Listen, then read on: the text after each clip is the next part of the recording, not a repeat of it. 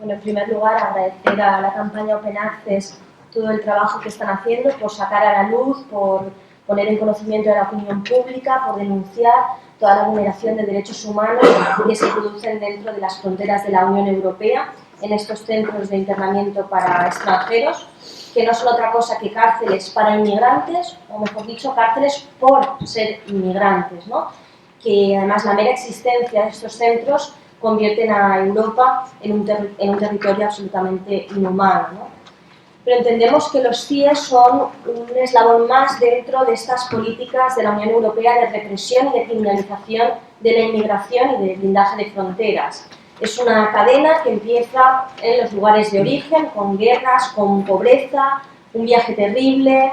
Muchas veces cuando llegan aquí se topan con las vallas, por ejemplo, como las de Ceuta y Melilla, las palizas, la violencia en esas vallas, las devoluciones en caliente, como en el caso del Estado español.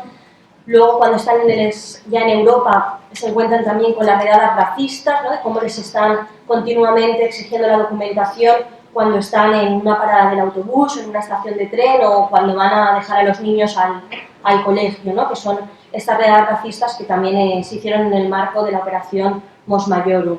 Y además tenemos los CIES, las posteriores expulsiones. Es todo un conjunto de políticas, como digo, de represión de la inmigración. Y sin duda son estas políticas de control de fronteras y de defensa del territorio europeo frente a un supuesto enemigo, lo que ha convertido al Mediterráneo en el mayor cementerio del mundo, y es el cementerio de los invisibles, de los nadie, como hubiera dicho Galeano, ¿no? Y bueno, ayer la reunión de ministros de Exteriores y ministros de Interior de la Unión Europea era la reunión de los responsables de las políticas que están provocando todas estas muertes.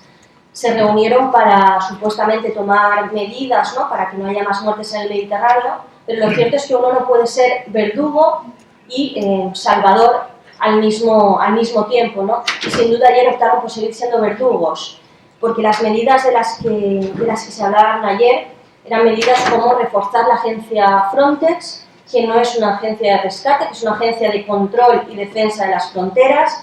Se hablaba de operaciones militares, de convenios con terceros países como Egipto o Túnez para que los inmigrantes ni siquiera puedan salir de África, ¿no? Es decir, convenios con terceros países al final se traduce en que prefieren que sean otros los que se manchen las manos de sangre, ¿no? Se hablaba también de flexibilizar vuelos de expulsión, que nada tiene que ver evidentemente con el rescate de las personas en alta mar, ¿no? Y se hablaba también de continuar con las operaciones de tomar las huellas dactilares de los inmigrantes aquí en Europa, que es sin duda un paso más también en la criminalización de la inmigración. Por tanto, no estábamos hablando de salvar vidas, sino, como siempre, desde la Unión Europea, de reforzar el control de fronteras, ¿no?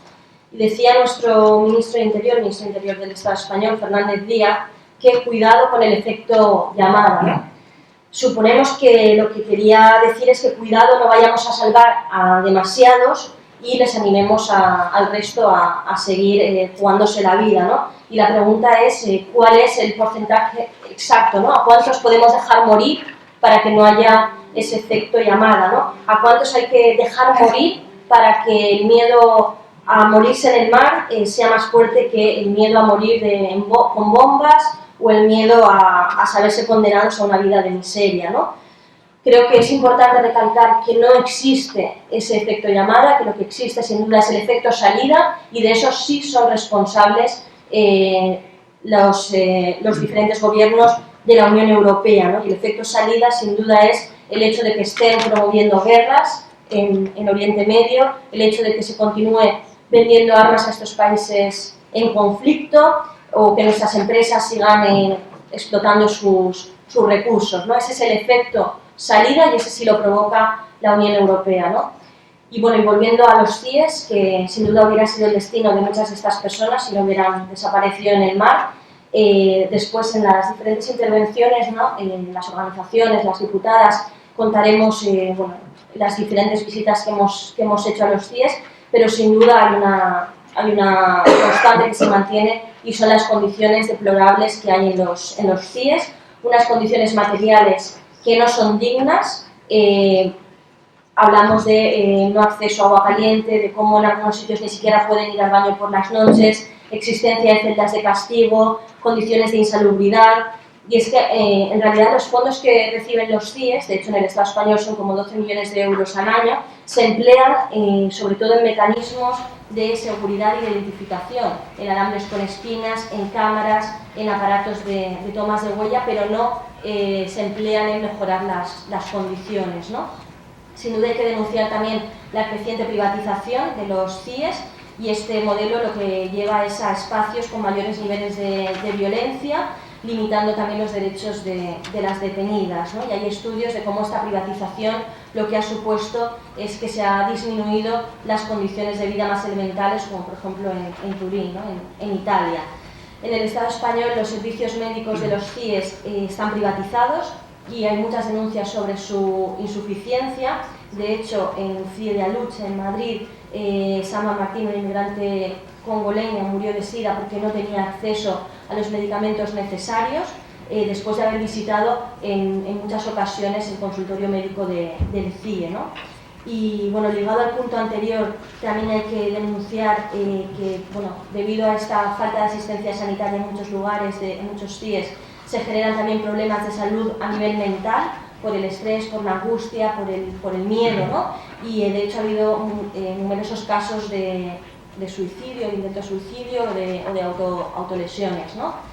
Y bueno, y por acabar, recordar que no están solo los CIES, que existen también los CETIs, los centros de acogida, como el CETI de Melilla, que se encuentran en lugares de entrada de inmigrantes, que no existe una normativa específica al respecto y que sus normas son aún menos claras que las de los CIES, ¿no? Y recalcar también que se da, y yo creo que se ha dado en prácticamente todas las visitas, es cómo se prohíbe a los medios de comunicación, a la prensa, acceder a los CIES y a los CETIs con ese intento de ocultar cómo se están vulnerando los derechos humanos aquí en Europa.